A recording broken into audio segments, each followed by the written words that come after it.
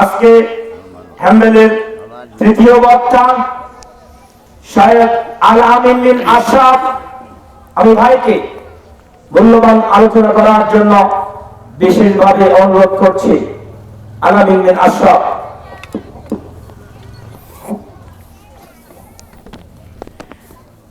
আসসালামু আলাইকুম ওয়া রাহমাতুল্লাহি ওয়া বারাকাতুহু। ইন্নাল হামদালিল্লাহি ওয়াহদাহু ওয়াসসালাতু ওয়াসসালামু আলা রাসূলিল্লাহ ওয়া আলা আলিহি ওয়া সাহবিহি আজমাইন ওয়া মান তাবি'আহুম বিইহসানিন ইলা ইয়াউমিদ্দিন। আম্মা বা'দ। فأعوذ بالله من الشيطان الرجيم. بسم الله الرحمن الرحيم. فأما من ثقلت موازينه فهو في عيشة راضية وأما من خفت موازينه فأمه هاوية.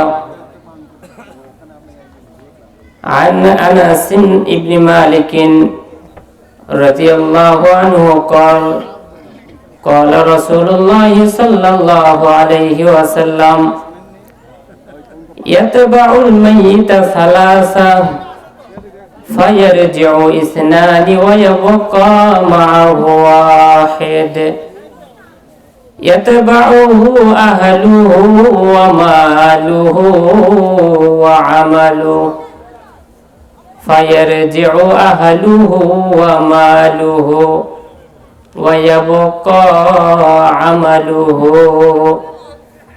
أو كما قال عليه الصلاة والسلام. الحمد لله. হাতীবান্ধা মধ্যপাড়া খন্দকার বাড়ি জামে মসজিদ প্রাঙ্গণ আজকের এই মহতি ইসলামী জলসায় উপস্থিত অত্র গ্রামের মুসল্লিয়ানে কেরাম, বিভিন্ন জায়গা থেকে আসা অতিথিবৃন্দ, অপেক্ষমান আছেন বিভিন্ন জেলার উলামায়ে কেরাম, আমরা আল্লাহ সুবহানাহু ওয়া তাআলার প্রশংসা জ্ঞাপন করছি যিনি আমাদেরকে এমন একটি মহতি জলসার আয়োজন করার তৌফিক দিয়েছেন। এই জন্য অন্তরের অন্তঃস্থল থেকে আল্লাহকে রাজি করার জন্য অন্তরকে পরিষ্কার করে অন্তর থেকে বলছি আলহামদুলিল্লাহ। দরুদ ও সালাম বর্ষিত হোক যার দেখানো পথ, যার শেখানো দিনকে শেখার জন্যই আমরা এখানে উপস্থিত হতে পেরেছি। সকলেই তার প্রতি লাখো কোটি দরুদ ও সালাম বর্ষণ করি।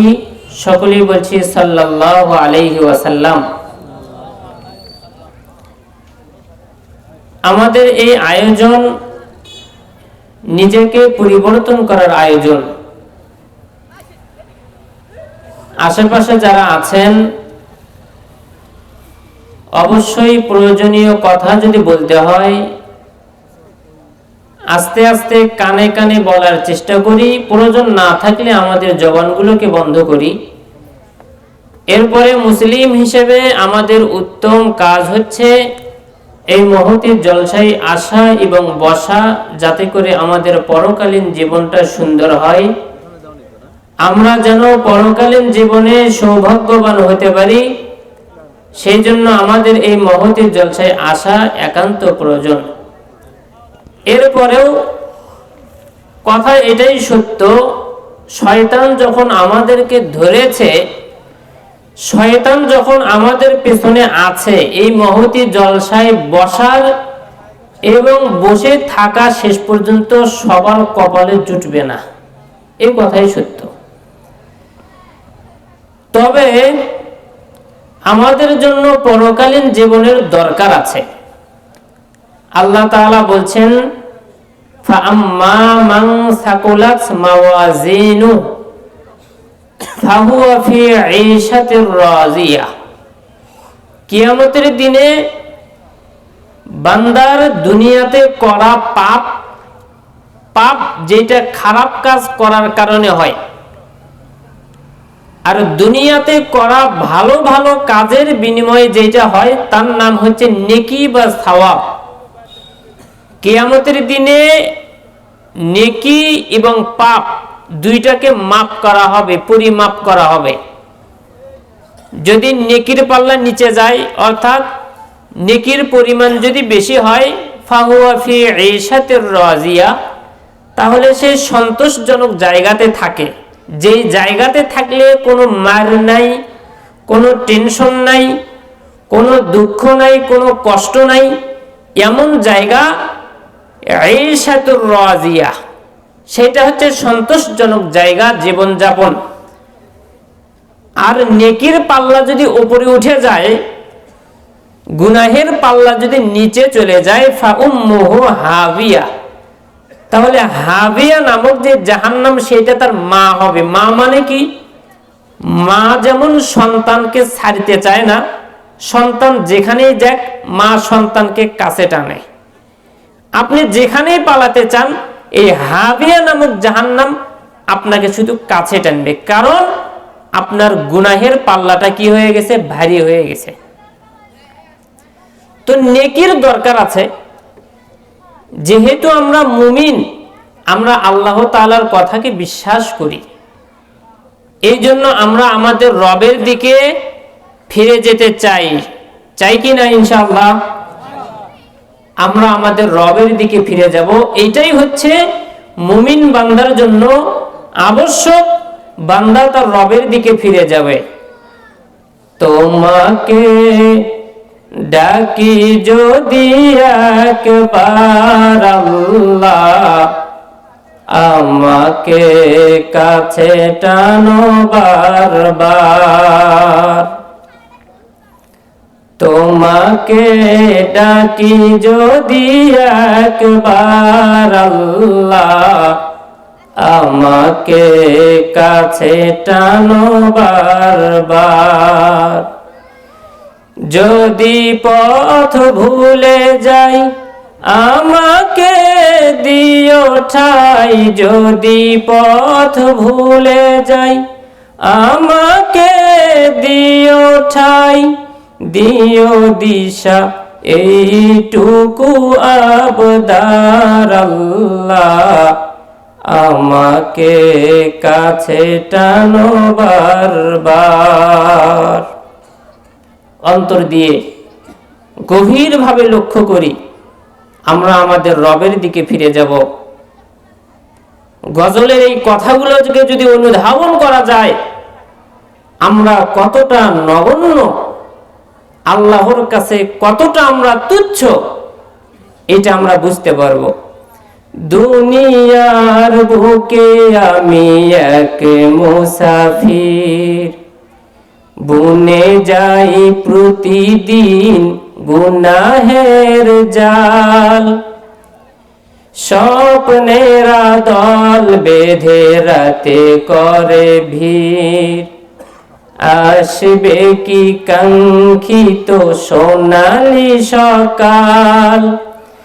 দুনিয়ার বুকে আমি এক মুসাফির, বুনে যাই প্রতিদিন গুনাহের জাল। স্বপ্নেরা দল বেঁধে রাতে করে ভিড়, আসবে কি কাঙ্ক্ষিত সোনালি সকাল। হয়ে গেলে পেরেশান ও আমার রহমান, হয়ে গেলে পেরেশান ও আমার রহমান। জিকিরে হতে দিও একাকার আল্লাহ, আমাকে কাছে টানো বারবার। তোমাকে ডাকি যদি একবার আল্লাহ, আমাকে কাছে টানো বারবার। বিরহের ব্যথা গুলো বারে প্রতিদিন, তুমি ছাড়া কে বলো করে দিবে দূর। তোমার দয়া প্রভু জানি সীমাহীন, কলবে দাও জেলে ঈমানের নূর। বিরহের ব্যথা গুলো বারে প্রতিদিন, তুমি ছাড়া কে বলো করে দেবে দূর। তোমার দয়া প্রভু জানি সীমাহীন, কলবে দাও জেলে ঈমানের নূর। বেলা শেষে কেউ নেই সান্ত্বনা তোমাতে, বেলা শেষে কেউ নেই সান্ত্বনা তোমাতে, তুমি সারা নেই কেউ আমার আল্লাহ, আমাকে কাছে টানো বারবার।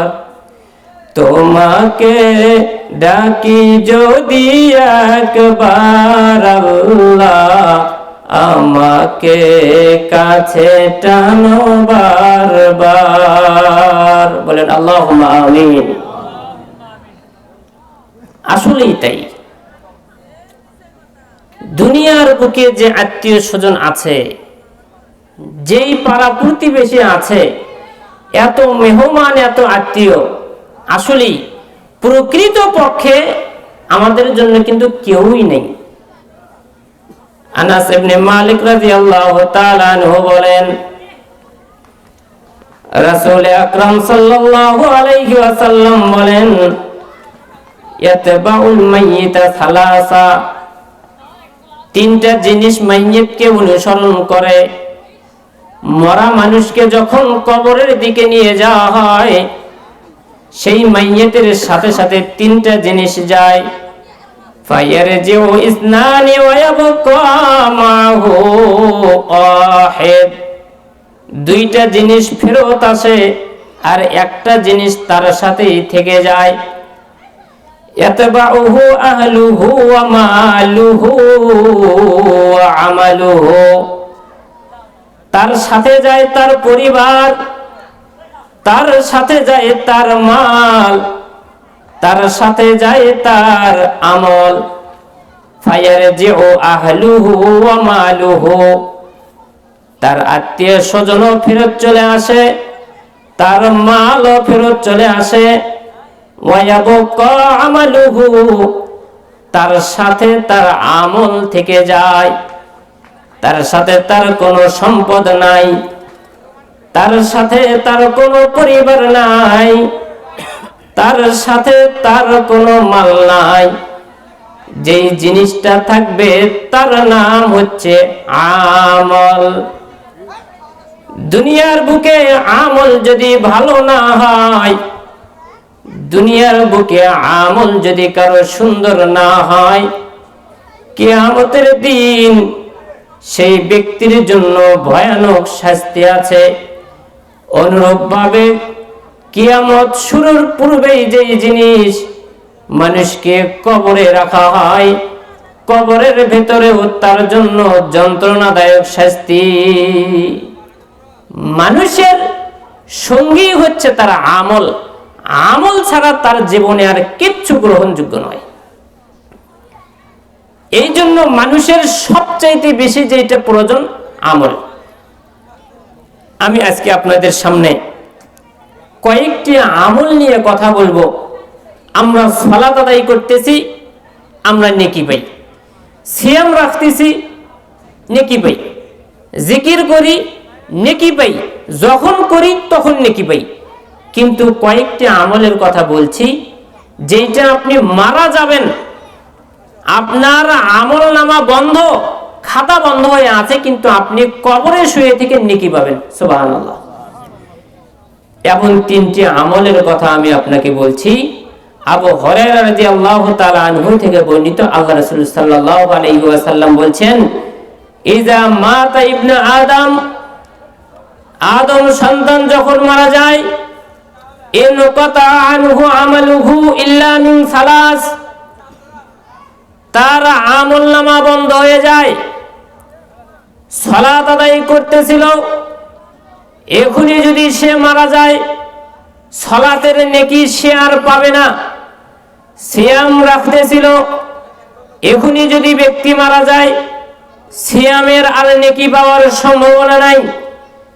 তবে তিনটা জিনিস বাদ দিয়ে এই তিনটা আমল যদি দুনিয়াতে করে যেতে পারে, তাহলে মারা যাওয়ার পরেও সে ব্যক্তি কবরে শুয়ে থেকে এর নেকি পাবে। এক নম্বরে রাসূলুল্লাহ সাল্লাল্লাহু আলাইহি ওয়াসাল্লাম বলছেন, সাদাকাতুন জারিয়া, জারিকৃত সাদাকা, যেই সাদাকার কারণে আপনি কবরে শুয়ে থাকবেন কিন্তু আপনার আমলনামায় নেকি যোগ হতেই থাকবে। এ যেন আমলনামা বন্ধ না হয়েও, আমলনামা যেন বন্ধ হয়েও বন্ধ না হওয়ার মতো আপনি শুয়ে আছেন, কবরে সব আমলনামা বন্ধ, কিন্তু সাদাকায়ে জারিয়া আপনি যেটা করবেন সেটার নেকি আপনি পেয়ে যাবেন। সাদাকায়ে জারিয়া কি? আল ইসলাম সওয়াল ও জবাবের ১,৩২,৩৬১ নম্বর প্রশ্নের উত্তরে বলেছেন, আস-সাদাকাতুল জারিয়াতু হিয়াল্লাতী ইস্তামিরু সাওয়াবুহা বা'দা মাউতিল ইনসান, মানুষ মারা যাওয়ার পরেও যে আমল জারি থাকে তার নাম হচ্ছে সাদাকায়ে জারিয়া। আর সাধারণ সাদাকা যেটা, এইটা জারি থাকবে না। এখনই আপনি দান করবেন, দান করে যে 100 নেকি পাবেন, 200 নেকি পাবেন, লক্ষ নেকি পাবেন, কোটি নেকি পাবেন, সেটাই থেকে যাবে, এইটা আর আপনি পাবেন না। কিন্তু সাদাকায়ে জারিয়া, কবরে শুয়ে আছেন, যতদিন সেইটার মাধ্যমে কাজ হবে ততদিন আপনি এর নেকি পাইতেই থাকবেন। সুবহানাল্লাহ। তাহলে এই সাদাকায়ে জারিয়াটা কি? আমি ইনশাআল্লাহ আলোচনার শেষের দিকে আপনাকে বলার চেষ্টা করব। এর আগে আমি বলে নেই, আবু হুরায়রা রাদিয়াল্লাহু তাআলা আনহু থেকে বর্ণিত যে হাদিসের ভিতরে আল্লাহ রাসূল সাল্লাল্লাহু আলাইহি ওয়াসাল্লাম বলছেন, ইন্না মিম্মা ইয়ালহাকুল মুমিনা মিন আমালিহি ওয়া হাসানাতিহি বা'দা মাউতিহি, আল্লাহর নবী বলছেন, মুমিনের সাথে সংযোগ হবে তার আমল, তার সৎ কাজের যে বিষয়গুলো তার মরণের পরেও এমন কিছু আমল আছে, এমন কিছু ভালো জিনিস আছে, বান্দা মারা যাওয়ার পরেও তার কবরের ভিতরে এর আমল যেতেই থাকবে। তিনি বলেছেন, ইলমান আল্লামাহু ওয়া নাশরাহু, ইলম শিক্ষা দেওয়া, যেই ইলমটা আপনি মানুষকে শিক্ষা দিবেন, এই ইলম অনুযায়ী যতদিন মানুষ সেটার আমল করবে ততদিন আপনার আমল নামায় নেকি যেতেই থাকবে। বলি সুবহানাল্লাহ। আপনি খুঁজে পাবেন না যে আসলে শিক্ষা দেওয়াটা কি। আপনি বলবেন শিক্ষা দেওয়াটা এটা হুজুরদের কাজ, মাস্টারদের কাজ, শিক্ষকদের কাজ। আপনি খুঁজে পাচ্ছেন না যে আসলে শিক্ষাটা দেব কি, কে কাকে শিক্ষা দেবে। এই কথা ইসলাম এখানে বলেনি, আল্লাহ রাসূল সাল্লাল্লাহু আলাইহি ওয়াসাল্লাম বলেনি কে কাকে শিক্ষা দিবে। আপনার গ্রামের একটা ছেলে আছে, যেই ছেলে 5 ওয়াক্ত সালাত আদায় করে না, আপনি তো জানেন 5 ওয়াক্ত সালাত আদায় করতে হয়। আপনি তাকে বলেন তুমি 5 ওয়াক্ত সালাত আদায় করো, 5 ওয়াক্ত সালাত আদায় করতে হয়। আপনার এই কথা শুনে ওই সন্তান যত দিন পর্যন্ত সালাত আদায় করবে তত দিন পর্যন্ত আপনার আমলনামায় নেকি যেতেই থাকবে। সুবহানাল্লাহ। এইটা বলতে কি আপনার কষ্ট হওয়ার কথা না, আপনি করবেন না, কারণ কি? আপনার যে কিয়ামতের দিনে আমলের দরকার, আপনার যে কিয়ামতের দিনে নেকির পাল্লা ভারী হওয়া দরকার, এই চিন্তাই তো আমার ভিতরে নেই। এখানে দেখুন ঠান্ডার ভিতরে অনেকেই বসে আছেন, অনেকেই দেখবেন সুবহানাল্লাহ পর্যন্ত বলে না, এমনও মানুষ আছে।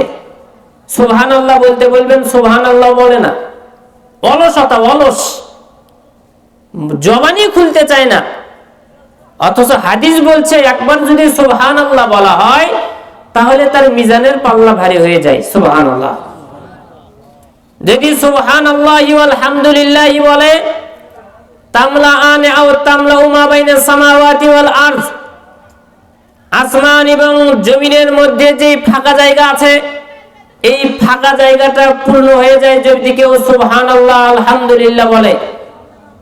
এরপরেও দেখবেন আমাদের সুবহানাল্লাহ আলহামদুলিল্লাহ জবান দিয়ে আসে না।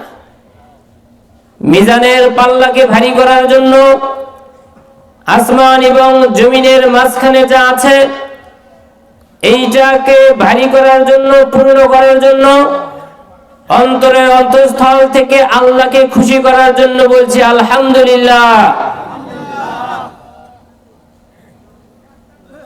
রাসূলুল্লাহ সাল্লাল্লাহু আলাইহি ওয়াসাল্লাম বলছেন, একটা ইলম শিক্ষা দেওয়া, সেই ইলম অনুযায়ী তো যতদিন সে আমল করবে ততদিন তার আমল নামায় নেকি যেতেই থাকবে।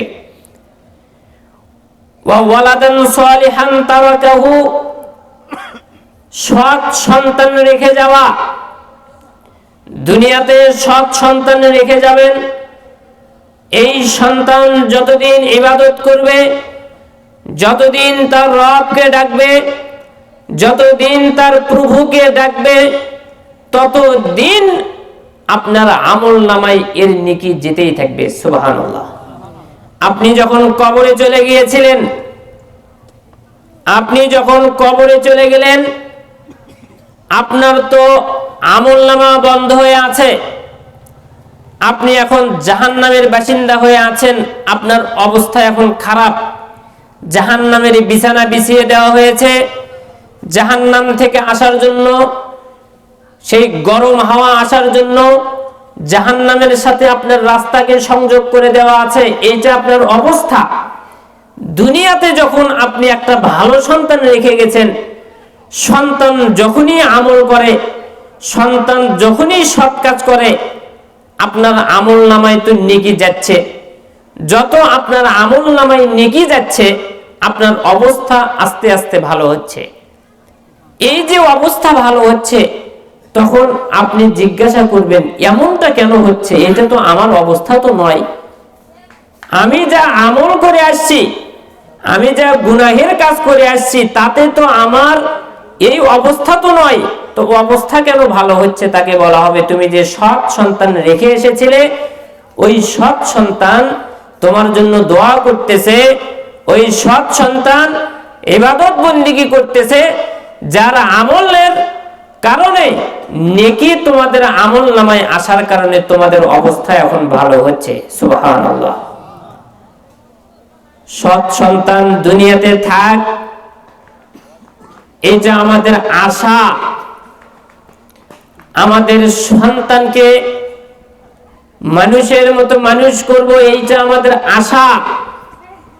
আমাদের সন্তান মানুষের মতো মানুষ হবে, এইটা আমাদের আশা। তবে ব্যাপারটা হচ্ছে এই রকম, আশা অনুযায়ী আমরা কাজ করি না। যদি বলি আল্লাহর নবী সাল্লাল্লাহু আলাইহি ওয়াসাল্লাম বলছেন, রাতের 3 ভাগের 1 ভাগ যখন বাকি থাকে, আল্লাহ তাআলা দুনিয়ার আসমানে নেমে আসেন। আসার পরে বলেন, কে আছো? অভাবী আমার কাছে চাও, আমি তার অভাবকে দূর করে দেব। কে আছো বিপদগ্রস্ত? আমার কাছে চাও, আমি তাকে বিপদ থেকে উদ্ধার করব। কে আছো আমার কাছে ক্ষমা চাও, আমি তাকে ক্ষমা করে দেব। কার কি চাওয়া আছে চাও, আমি তাকে দিয়ে দেব। এই কথা নবী মুহাম্মদ সাল্লাল্লাহু আলাইহি ওয়াসাল্লাম বলেছেন। যদি আপনাদেরকে বলা হয় মন খারাপ করবেন না, কথা শুনে যদি মনে করেন কথা সত্য, নিজেকে পরিবর্তন করার চেষ্টা করেন। আমি আপনাকে কানের খোরাক দেওয়ার জন্য আসিনি। আপনি আলোচনা শুনে বলবেন আলহামদুলিল্লাহ, আলোচনা ভালো হলো, এমন নিয়ত নিয়ে আমি আসিনি। আমি আশা করব আপনিও এমন নিয়ত করবেন না। মানুষকে পরিবর্তন হতে হবে, সমাজ পরিবর্তন হতে হবে, পরিবারকে পরিবর্তন হতে হবে। এক পরিবারের বাবা যদি সালাত আদায় করে, সন্তান সালাত আদায় করে না। একই পরিবারের বউ যদি সালাত আদায় করে, স্বামী সালাত আদায় করে না। একই পরিবারের বাবা মা যদি সালাত আদায় করে, সন্তান সালাত আদায় করে না। একই পরিবারের সন্তান যদি সালাত আদায় করে, বাবা মা সালাত আদায় করে না। যেই কারণে সমাজের বুকে, সমাজে, পরিবারে তার একটা মান সম্মান তৈরি হচ্ছে না। বাবাই যদি সালাত আদায় না করে, বাবার কারণে সন্তানকে সমাজে কথা শুনতে হয়। সন্তান যদি নেশাখোর হয়, সন্তান যদি বদমাইশ হয়, অনেকেই বাবাদের কথা বলে, বাপ মা মানুষের মতো মানুষ হলে কি হবে, সন্তান কিন্তু মানুষের মতো মানুষ করতে পারেনি। আমি কথা বলছি আপনাকে এই জন্য, যদি মনে করেন আমার কথাটা সত্য, আমার কথার গ্রহণযোগ্যতা আছে, আপনাকে পরিবর্তন হতে হবে। আমি আপনাকে পরিবর্তন করতে এসেছি। শুনে ভালো হলো নাকি খারাপ হলো এই কথা শোনার জন্য আমি আপনার কাছে আসিনি। আল্লাহ রাসূল সাল্লাল্লাহু আলাইহি ওয়াসাল্লাম বলছেন, দুনিয়ার আসমানে এসে আল্লাহ তাআলা এইভাবে বলেন, কে আছো আমার কাছে চাও, আমি তাকে দিয়ে দেব। যদি আমি এখানে বলি, কে এমন বাবা আছে তার সন্তানের ভবিষ্যতের জন্য, তার সন্তানকে ভালো করার জন্য শেষ রাতের বেলায় উঠে আল্লাহর কাছে দুই হাত তুলে কান্নাকাটি করেছিলেন, আল্লাহ আমাকে তুমি সন্তান দিয়েছো, এটা ঠিক, তবে সন্তান পাওয়াই সফলতা নয়। সন্তান যদি মানুষের মতো মানুষ না হয়, এই সন্তান কিয়ামতের দিনে আমার বিপক্ষে দাঁড়াবে। আল্লাহ দুনিয়ার যে সম্পদ, এই সন্তান যেন কিয়ামতের দিনে আমার বিরুদ্ধে না যায়। আল্লাহ এই সন্তানের মাধ্যমে আমি যেন কিয়ামতের দিনে তোমার কাছে মর্যাদাপূর্ণ হই। আল্লাহ এই সন্তানের কারণে কিয়ামতের দিনে আমি যেন জাহান্নাম থেকে মুক্ত হই। আল্লাহ তুমি আমার সন্তানকে মুখলেস বানাও। আল্লাহ তুমি আমার সন্তানকে মুসলিম বানাও। আল্লাহ তুমি আমার সন্তানকে পরহেজগার বানাও। আল্লাহ তুমি আমার সন্তানকে তোমার প্রিয় বান্দা হিসেবে কবুল করে নাও, তোমার প্রিয় নবীর প্রিয় উম্মত হিসেবে কবুল করে নাও। এই দোয়া যদি আমি বলি, আপনারা কে কে দোয়া করেছেন? হয়তোবা একজন দুইজন হাত তুলতে পারেন, তাও আমার সন্দেহ, কিন্তু আমি তুলতে বলবো না। তুলতে বললে আপনার মর্যাদায় লাগবে, তাই আমি আপনাকে হাত তুলতে বলছি না। যদি মনে করেন কথা আপনার সত্য, আমরা তো দোয়া করি না, যদি সেই কথাই হয়, অবশ্যই আপনার সন্তানের পরিবর্তনের জন্য, যদি সিগারেট আপনার সন্তান খায়, যদি মদ খায় আপনার সন্তান, যদি নেশা করে আপনার সন্তান, যদি 5 ওয়াক্ত সালাত আদায় না করে আপনার সন্তান, যদি মিথ্যা কথা বলে আপনার সন্তান, অবশ্যই আগামী কাল থেকেই আপনাকে তাহাজ্জুদের সালাতে শামিল হতে হবে। আপনার রবের কাছে 2 হাত তুলে আপনার সন্তানের উজ্জ্বল ভবিষ্যতের জন্য দোয়া করতে হবে। যদি না করতে পারেন, দোয়া ছাড়া কখনো সন্তান মানুষের মতো মানুষ হবে, এইটা কখনো আশা করিয়েন না।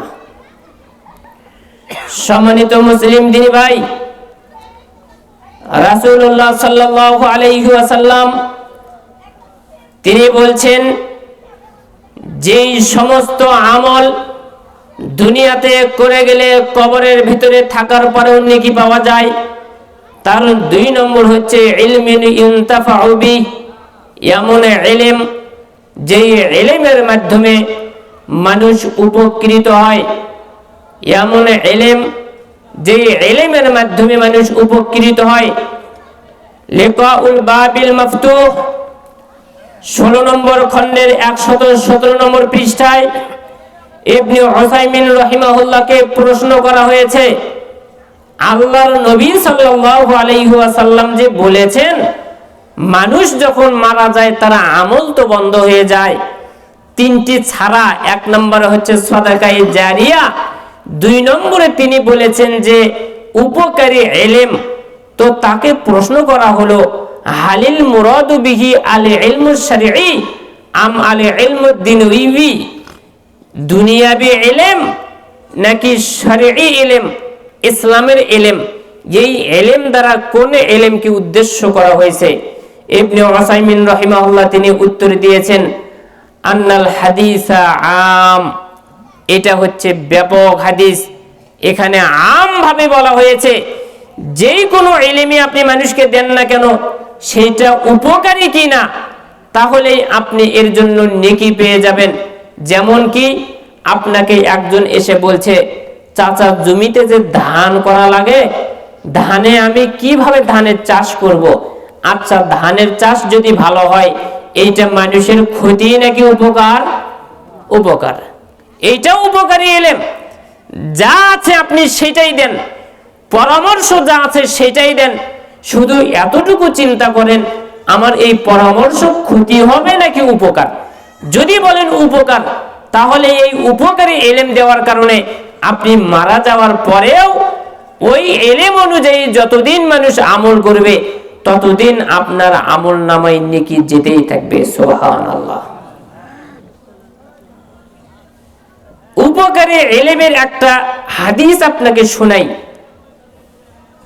আবু কাবশা আল আম্বারি রাদিয়াল্লাহু তাআলা আনহু তিনি বলছেন, আল্লাহ রাসূল সাল্লাল্লাহু আলাইহি ওয়াসাল্লাম বলেন, মাসালু হাযিহিল উম্মতি কামাসালি আরবাআতি নাফার, আমার এই উম্মত হচ্ছে 4টা দলের মতো। আমার এই উম্মতের ভাগ হচ্ছে 4টি দলের মতো। কোন 4টি দল? রাজুলুন আতাহুল্লাহু মালাউ ওয়া ইলমা, আল্লাহ এমন ব্যক্তিকে মাল দিয়েছেন এবং ইলমও দিয়েছেন। মালও দিয়েছেন আবার ইলম দিয়েছেন, সম্পদ দিয়েছেন আবার ইলমও দিয়েছেন। ফাহুয়া ইয়ামালু বিইলমিহি ফি মালিহি, সে তার মালের ভিতরে তার ইলম অনুযায়ী আমল করে। অর্থাৎ তার যে মেধা আছে, তার যে জ্ঞান আছে, এই জ্ঞান অনুযায়ী তার মালটা কোথায় ব্যয় করতে হবে সেটা জানে। কোথায় দিলে আমার নেকি হবে, কোথায় দিলে আমার গুনাহ হবে, এটা সে খুব ভালো করেই জানে। ইউনফিকুহু ফি হাক্কিহি, সে সত্য জায়গাতেই মালগুলোকে ব্যয় করে। সত্য জায়গা কি? মসজিদ করতে হবে, মসজিদ ভালো জায়গা, সে মসজিদের দান করে। দেখবেন এই টাকা নিয়েই মসজিদের ক্ষেত্রে টাকা দেয় না, কোথায় ক্রিকেট খেলা সেখানে গিয়ে টাকা দেয়, কোথায় ফুটবল খেলা সেখানে টিকিট কেটে ফুটবল খেলা দেখতে যায়, কোথায় সিনেমা হল টিকিট কেটে সিনেমা দেখতে যায়। এর কাছেও টাকা আছে, আরেকজন ব্যক্তির কাছেও টাকা আছে, তার কাছে যখন মাহফিলের জন্য টাকা চাই সে মাহফিলে টাকা দেয়, কিন্তু সে ব্যক্তি হলে সিনেমা দেখতে যায় না। সেই ব্যক্তি টাকা দিয়ে এমবি তুলে মোবাইলে সিনেমা দেখে না। সেই ব্যক্তি টাকা দিয়ে ক্রিকেট খেলার পেছনে সময় নষ্ট করে না, টাকা নষ্ট করে না। একই টাকার নোট একজন দান করে ভালো রাস্তায়, আরেকজন দান করে খারাপ রাস্তায়। এই যে ভালো রাস্তায় দান করলো, এ তো দানই করলো, টাকা আছে দিয়ে দিল, বাস। এ হচ্ছে 1 নম্বর ব্যক্তি। আল্লাহ রাসূল বলছেন 2 নম্বর ব্যক্তি, ওয়ারাজুলুন আতাহুল্লাহু ইলমা, তাকে আল্লাহ ইলম দিয়েছেন, ওয়ালাম ইউতিহি মালা, কিন্তু তাকে আল্লাহ মাল দেয়নি, কিন্তু ইলম আছে। ইলম অনুযায়ী সে জানে কোনটা ভালো কোনটা খারাপ। ফাহুয়া ইয়াকুলু, এর তো টাকা তো নাই, ভালো মন্দ বোঝে কিন্তু টাকা তো নাই, এ তো দিতে পারবে না। সুতরাং সে বলে, লাউ কানা লি মিসলু হাযা, এই যে ব্যক্তিটা ভালো ভালো কাজ করতেছে, যদি আমার যদি এর মতো টাকা থাকতো, অর্থ থাকতো, পয়সা থাকতো, আমিলতু ফীহি মিসলাল্লাযী ইয়ামালু, ও যেমন ভালো ভালো কাজ করতেছে আমিও এরকম ভালো ভালো কাজ করতাম। তাহলে প্রথম নম্বর ব্যক্তি, তার ইলম ছিল, টাকাও ছিল, সে টাকা তো দিয়েই দিচ্ছে। 2 নম্বর ব্যক্তির কাছে কিন্তু টাকা কিন্তু নাই, এ শুধু বলতেছে যে আমারও এইরকম টাকা থাকলে আমি এইরকম ভালো ভালো কাজ করতাম। আল্লাহ রাসূল সাল্লাল্লাহু আলাইহি ওয়াসাল্লাম তিনি বলছেন ফাহুমা ফিল আজরি সাওয়া, এরা উভয়ই আমলের দিক থেকে, নেকির দিক থেকে সমান। সুবহানাল্লাহ। একজন টাকা দিয়ে যে নেকি পাইল, আরেকজন তার সুবিধা থাকার কারণে, টাকা না থাকার পরেও শুধু নিয়তটা করার কারণে সে নেকি পাইল। সুবহানাল্লাহ। এখন যদি আপনি নিয়ত করেন যে হুজুরে এখানে আলোচনা করতেছে, আল্লাহ যদি আমাকে যদি এইরকম ইলম দিতেন, আমিও এইরকম মানুষদেরকে আমি বয়ান শোনাতাম, মানুষদেরকে আমি ইসলামের পথে নিয়ে আসতাম, এই নিয়তটা যদি আপনি এখনো অন্তর থেকে করতে পারেন, আমি বয়ান করে যে নেকি পাচ্ছি, আপনি না করেই সেই নেকি পাবেন। সুবহানাল্লাহ। এটা ইসলাম। এ তো গেলেন নেকির দিক থেকে। ইলম আছে, জানা আছে কোনটা ভালো কোনটা খারাপ, সেই জন্য এটা হলো 2 নম্বরে। 3 নম্বর ব্যক্তি আর 4 নম্বর ব্যক্তি হচ্ছে পাপের কথা। আল্লাহ রাসূল সাল্লাল্লাহু আলাইহি ওয়াসাল্লাম বলছেন 4 নম্বর, 3 নম্বর ব্যক্তি ওয়ারাজুলুন আতাহুল্লাহু মালা, আল্লাহ তাকে মাল দিছে, অনেক সম্পদ, ওয়ালাম ইউতিহি ইলমা, কিন্তু ইলম দেয়নি। ইলম না দেওয়ার কারণে, জ্ঞান না থাকার কারণে, ইসলামের জ্ঞান না থাকার কারণে সে জানে না যে টাকা কোথায় ব্যয় করতে হবে, কোথায় দিতে হবে, কোথায় দিলে নেকি হয়, কোথায় দিলে গুনাহ হয়, এটা সে জানে না। ফাহুয়া ইয়াখবিতু ফি মালিহি, সে তার মালের ভিতরে খেয়ানত করে। ইউনফিকুহু ফি গায়রি হাক্কিহি, সে অন্যায় জায়গাতে টাকাটা ব্যয় করে। আল্লাহ রাসূল সাল্লাল্লাহু আলাইহি ওয়াসাল্লাম বলেন এ তো দিয়েই দিল, অন্যায় জায়গাতে টাকা দিল মানে এর পাপ হচ্ছে। 4র্থ নম্বর ব্যক্তি, 4র্থ নম্বর যে ব্যক্তি, ওয়ালাম ইউতিহিল্লাহু ইলমান ওয়ালা মালান, একে আল্লাহ মালও দেয়নি, ইলমও দেয়নি। ইলম না থাকার কারণে এই এখন বলে লাউকান আলী মিসলু হাজা, এই ব্যক্তির মধ্যে যদি আমার টাকা থাকতো, আমিলতু ফিহি মিসলাল্লাযী আমালু, এ যেমন টাকা দিয়ে গান বাজনা করতেছে, এ যেমন ক্রিকেট খেলার আয়োজন করতেছে, এ যেমন ফুটবল খেলার আয়োজন করতেছে, ও যেমন বক্স বাজাচ্ছে, আমার টাকা থাকলে, আমার অর্থ সম্পদ থাকলে ও আর কি করতেছে, আমি একবারে পুরো গ্রাম মাতিয়ে ফেলে দিতাম। এরকম বলে কি বলে না? বলে, আছে। আমার যদি টাকা থাকতো, অর্থ থাকতো, পয়সা থাকতো, ও আর কি করতেছে দেখতে কি করতাম একবারে। একজন বলতেছে তুই সারাদিন কি সিগারেটই খাবি, বিড়ি আর খাবো না? বলতেছে যে বিড়ি খাচ্ছে, টাকা নেই তাই খাচ্ছে, টাকা থাকলে খালি বিড়ি আর সিগারেট, মদ গাঞ্জা একটাও বাকি থাকতো না, সব শেষ। নিয়ত হয়ে গেছে ওর, খাওয়ার কিন্তু শক্তি নেই, টাকা নাই। আল্লাহ রাসূল সাল্লাল্লাহু আলাইহি ওয়াসাল্লাম বলছেন ফাহুমা ফিল বিজরি সাওয়া, শুনে রাখো, একজন অন্যায় পথে টাকা দিল আর একজন টাকা দেওয়ার শুধু নিয়ত করলো, শুনে রাখো এরা দুজনই পাপের দিক থেকে সমান। নাউযুবিল্লাহ। এমন নিয়ত করা থেকে আমরা বিরত থাকবো ইনশাআল্লাহ। এই হচ্ছে ইলম। ইলমের কত গুরুত্ব! শুধু সুবিধা থাকার কারণে, জ্ঞান থাকার কারণে আপনার টাকা না থাকার পরেও আপনি নেকি পাচ্ছেন, আবার এই ইলমই না থাকার কারণে আপনি টাকা না থাকার পরেও আপনি গুনাহের ভাগীদার হচ্ছেন। 3 নম্বর যেটা আল্লাহর নবী সাল্লাল্লাহু আলাইহি ওয়াসাল্লাম বলছেন ওয়ালাদুন সালিহুন ইয়াদউ লা, সৎ সন্তান দুনিয়াতে রেখে যাওয়া। সৎ সন্তান দুনিয়াতে রেখে গেলে এই সৎ সন্তানের মাধ্যমে কিয়ামতের দিনে নেকি পাওয়া যায়, যদিও তার অন্য অন্য আমলগুলো বন্ধ হয়ে গেছে। সৎ সন্তান কি? সৎ সন্তান যে তার রবকে চেনে। সৎ সন্তান কি? যে তার নবীর অনুসরণ করে। সৎ সন্তান কি?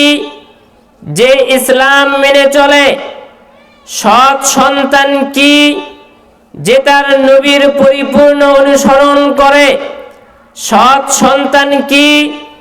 যে মানুষের হক ঠিক রাখে। সৎ সন্তান কি? যে মুরব্বীদের সম্মান করে। সৎ সন্তান কি? যে ছোটদেরকে স্নেহ করে। একজন আলেম বলছেন, সৎ সন্তান হওয়ার জন্য প্রয়োজন পিতামাতার সাথে ভালো ব্যবহার করা। যদি একজন বান্দা আল্লাহর ইবাদত বন্দেগী করে, সে আল্লাহর প্রিয় বান্দা হতে পারে। একজন মানুষ যদি ইসলাম ভালোভাবে মেনে চলে, সে নবীর উম্মত হতে পারে। কিন্তু বাবা মার জন্য যদি দোয়া না করে, সেই সন্তান সৎ সন্তান নয়। হাদিসের ভেতরের কথা হচ্ছে, ওয়ালাদুন সালেহ, সৎ সন্তান ইয়াদউলা, পিতামাতার জন্য দোয়া করবে। পিতামাতার জন্য যদি দোয়া না করে, সেই বান্দা আল্লাহর প্রিয় বান্দা হতে পারে, কিন্তু সৎ সন্তান হতে পারেনি। সন্তান যদি সৎ হয়, পিতামাতার জন্য দোয়া করবে। আমি সংক্ষেপে আপনাদেরকে বলছি, পিতামাতার সাথে সৎ ব্যবহার কিভাবে করতে হবে। আল্লাহ তাআলা বলেন, ওয়াকাযা রাব্বুকা আল্লা তা'বুদু ইল্লা ইয়্যাহ, তোমাদের রব আদেশ করেছেন, ফয়সালা দিয়েছেন, খবরদার তোমরা একমাত্র তারই ইবাদত করবা, আর কারো ইবাদত করবা না। একমাত্র রবকেই রব হিসেবে মেনে নিবা। একমাত্র রবকেই তোমরা ইবাদত বন্দেগী করবা, আর কারো ইবাদত করবা না। ওয়া বিল ওয়ালিদাইনি ইহসানা, শুনে রাখো, পিতা এবং মাতার সাথে তোমরা ইহসানমূলক আচরণ করবা, সৎ আচরণ করবা।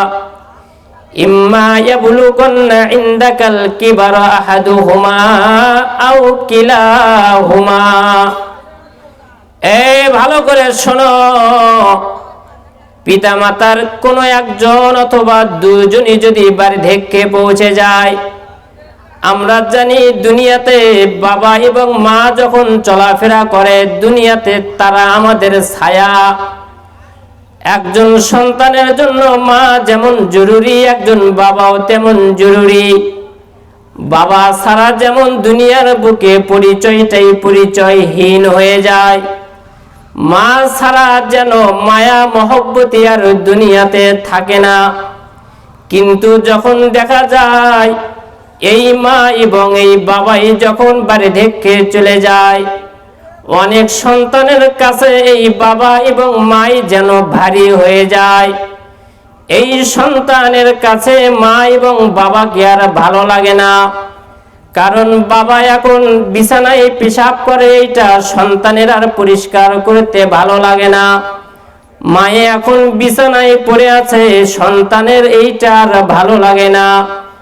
মায়ের এখন খেদমত করতে হয়, দুনিয়াবি কাজ যখন কমে যায়, মায়ের এইটা আর ভালো লাগে না। এই জন্য আল্লাহ বলতেছেন, এ বান্দারা শোনো, বাবা এবং মা উভয়ই যদি বার্ধক্যে পৌঁছে যায়, অথবা কোনো একজন যদি বার্ধক্যে পৌঁছে যায়, যখন তারা এলোমেলো কথা বলা শুরু করে দেয়, অনর্থক ভাবে যখন তারা তোমার কাছে প্রশ্ন করে, হঠাৎ করে এইটা একবার খাইতে চাই, ওইটা একবার খাইতে চাই, এমন এমন আচরণ করে যে আচরণটা তোমার সহ্য হয় না। এ বান্দারা শোনো, ফালা তাকুল্লাহুমা উফিউ ওয়ালা তানহারহুমা, খবরদার খবরদার, তোমরা তাকে উফ শব্দ পর্যন্ত বলতে পারবে না। ওয়ালা তাকুল্লাহুমা উফ, উফ শব্দটাও তোমরা বলবা না যে তোমরা বাবা মার এমন আচরণে বিরক্ত হচ্ছ। ওয়ালা তানহারহুমা, খবরদার তোমরা তাদেরকে ধমক দিও না। ওয়া কুল্লাহুমা কওলান কারীমা, এমন বিরক্তিকর অবস্থাতেও বান্দা তোমরা পিতা এবং মাতার সাথে সম্মানজনক কথা বলো, ভদ্র ভাষায় কথা বলো, সহজ ভাষায় তোমরা কথা বলো। আরো শুনে নাও, ওয়াকফিজ লাহুমা জানাহাযুল্লি মিনার রাহমা, তোমার দয়ার জানা তুমি তাদের জন্য বিছিয়ে দাও। বার্ধক্যে বাবা মা পৌঁছে গেছে, তাদের জন্য তুমি আরো একটা কাজ করো। কোন কাজ করবা? ওয়াকুর রাব্বিরহামহুমা কামা রাব্বায়ানি সগীরা, যখন যেই অবস্থায় থাকো সেই অবস্থাতেই পিতামাতার জন্য দোয়া করো। রাব্বিরহামহুমা কামা রাব্বায়ানি সগীরা, রাব্বিরহামহুমা কামা রাব্বায়ানি সগীরা, রাব্বিরহামহুমা কামা রাব্বায়ানি সগীরা। আল্লাহ সুবহানাহু ওয়া তাআলা সন্তানদেরকে আদেশ করেছেন। এই জন্য আমি আপনাদেরকে বলছি, বাবা মা হয়েছেন আলহামদুলিল্লাহ, সন্তানদেরকে সুশিক্ষায় শিক্ষিত করেন। বাবা মা হয়েছেন সন্তানের কাছ থেকে সেই রকম ভালো আচরণ পাওয়ার জন্য দ্বীনি শিক্ষা দেন। শেষে একটি কথা বলছি, আব্দুর রাজ্জাক আল বদর হাফিজাহুল্লাহ এর রচিত একটি গ্রন্থ মিন ওয়াসায়া সালাফিল শাবাব এর 14 নম্বর ওসিয়তে তিনি বলেছেন, হাসান আল বসরি রাহিমাহুল্লাহ তিনি বলেছেন, ইয়া মাশারাস শাবাব, হে যুবক সম্প্রদায়, ইয়াকুম আত-তাসবিফ, তোমরা বিলম্ব করা থেকে বিরত থাকো। সাউফা ফালু সাউফা ফালু, এই তো কিছুক্ষণ পরেই করব, কিছুক্ষণ পরেই করব, এমনটা বলো না। অনেক যুবক আছে দাড়ি রাখতে চায় না, কিন্তু বলতেছে কয়েকদিন যাক তারপরেই রাখবো। সালাত আদায় করতেছে না, বলতেছে কয়েকদিন পরেই সালাত আদায় করা শুরু করব। পিতামাতার খিদমত করব, আর কয়েকদিন চলে যাক তারপরেই খিদমত করা শুরু করব। এই যে বিলম্ব, আর কয়েকদিন যাক, আর কিছুদিন যাক, ছেলের বিয়ে হোক, মেয়ের বিয়ে হোক, আরেকটু বয়স হোক, এই যে বিলম্ব করা। হাসান আল বসরি রাহিমাহুল্লাহ তিনি যুবকদেরকে ডাক দিয়ে বলেছেন, হে যুবক সম্প্রদায়, অবশ্যই তোমরা এইটা থেকে বিরত থাকো। দেরিতে করবা, একটু পরে করব, এইটা তোমরা জবানে নিয়ে আসো না, এটা তোমরা বাদ দাও, এটা পরিহার করো। এই কথাই সত্য। যারা বলেছে কয়েকদিন পর শুরু করব, ওরা আজ পর্যন্ত শুরু করতে পারেনি। সম্মানিত মুসলিম দিনী ভাই, আপনাদের কাছে উদাত্ত আহ্বান করছি, আল্লাহ সুবহানাহু ওয়া তাআলা এই আলোচনার মাধ্যমে আমাদের সকলকে উপকার দান করুক বলে আল্লাহুম্মা আমিন। আল্লাহ, তুমি আমাদের ইহকাল পরকাল উভয়কালই কল্যাণ দান করো, আল্লাহুম্মা আমিন। ওয়া আখিরু দাওয়ানা আনিল হামদুলিল্লাহি রাব্বিল আলামিন। আসসালামু আলাইকুম ওয়া রাহমাতুল্লাহি ওয়া বারাকাতুহু।